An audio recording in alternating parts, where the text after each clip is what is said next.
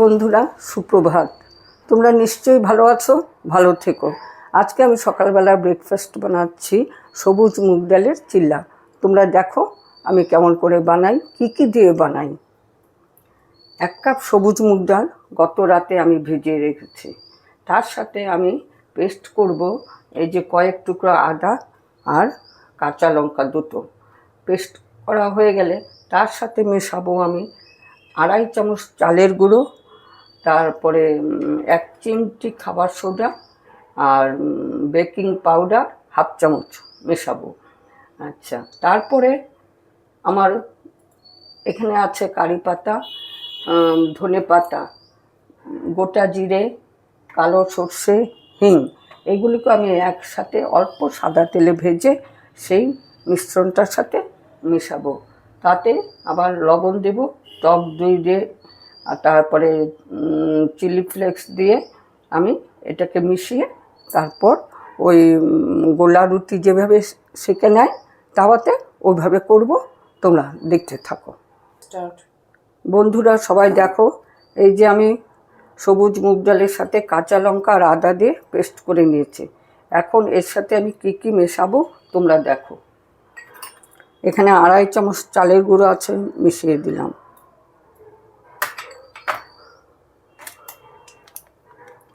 1 চিমটি খাবার সোডা মিশাচ্ছি।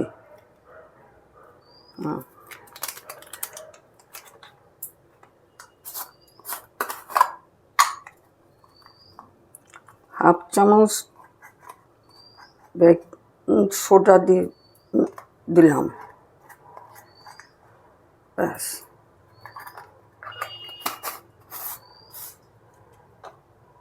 তারপরে 1 কাপ টক দই দিয়ে দিলাম।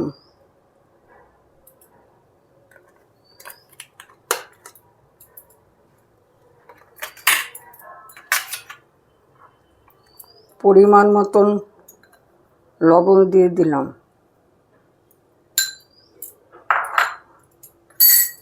এটাকে এখন আমি ভালো করে ফেটিয়ে নিচ্ছি।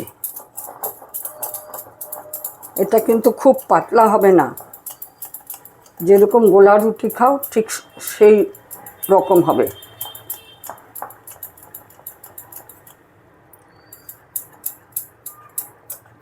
এটাতে আমি অল্প করে জল মেশাচ্ছি।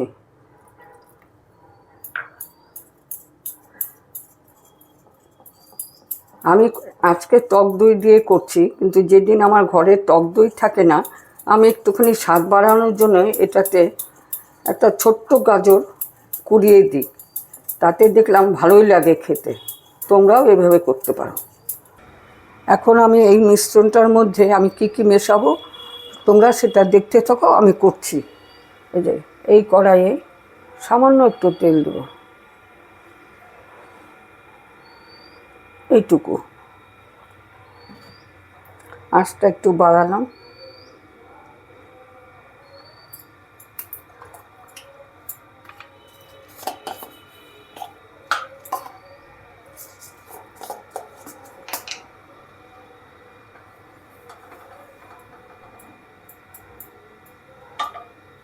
এখন এটাতে আমি 1/2 চামচ সাদা জিরে দিয়ে দিলাম,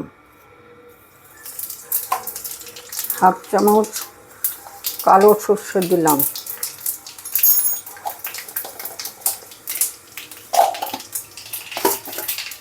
আর দিচ্ছি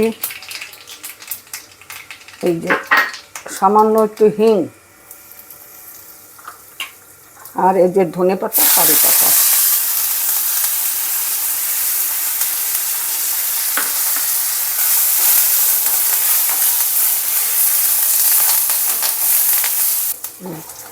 এখন এটার মধ্যে নামাবো, তো নামানোর আগে যে চিলি ফ্লেক্সটা দিয়ে দিলাম।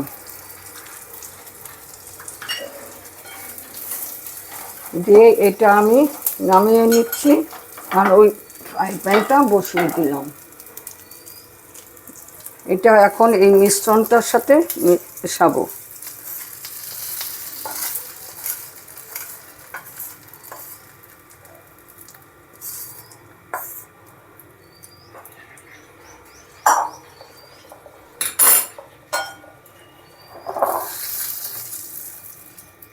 খুব সুন্দর একটা গন্ধ বেরিয়েছে।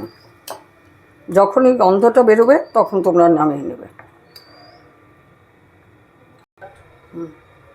এটা কিন্তু খুব সামান্য তেলে হবে। হ্যাঁ, আমি আঁচটা কমিয়ে দিলাম।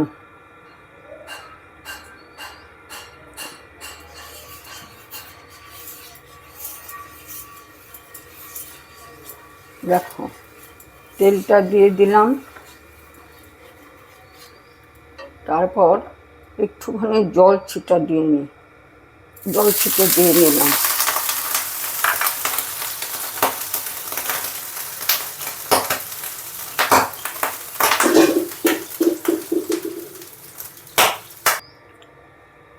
এখন আমি জল দিয়েছিলাম তো, আমি সেই জলটা একটু মুছে নিলাম, কিন্তু এখন আর তেল দেব না।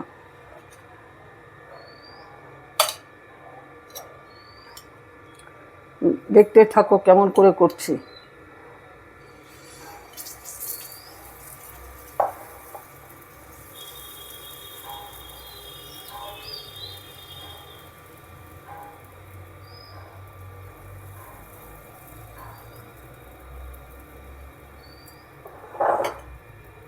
এখন এটা একটু ঢেকে দেব।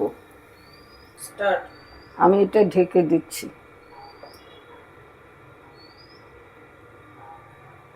আঁচটা খুব সামান্য একটু বাড়ালাম। আমি তখন কিন্তু এই গোলাটা দিয়ে আমি আঁচটাকে একটু বাড়িয়েছিলাম, কারণ অল্প আছে কিন্তু এটা হবে না। হ্যাঁ, তারপর দিয়ে ঢেকে রেখেছিলাম। 1 মিনিট হয়ে গেছে, এখন খুলে দেখি কি অবস্থা। হয়ে গেছে মনে হয়। হ্যাঁ, উঠছে। বাহ, খুব সুন্দর। এখন ওই পাশটাও করে নিচ্ছি। হ্যাঁ, দেখি ওই পাশটা হলো কি না। বাহ, খুব সুন্দর। নামিয়ে নিতে পারি। আর কেউ যদি আরেকটু সেঁকতে চাও তাহলে করে নিতে পারো। আমি আরেকটু সেঁকে নিই। হ্যাঁ, তাহলে খেতে ভালো লাগবে। হয়ে গেছে, নামিয়ে নিচ্ছি। ব্যাস, এখন সস দিয়ে দিই। এই চিল্লাটা সসের সাথে খেতেই ভালো লাগে। এই যে আমি সাইডে সস দিয়ে দিলাম। তোমরাও এইভাবেই খেও।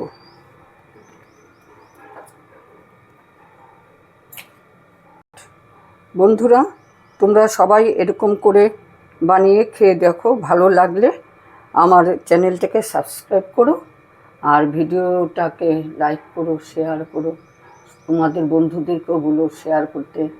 এই বুড়ো কাকিমাটা এত পরিশ্রম করছে, তোমরা একটু লাইক করো, শেয়ার করো। তোমরা আমার চ্যানেলটাকে সাবস্ক্রাইব করো। ভালো থেকো, ধন্যবাদ। আবার পরে আসছি অন্য খাবারের রেসিপি নিয়ে।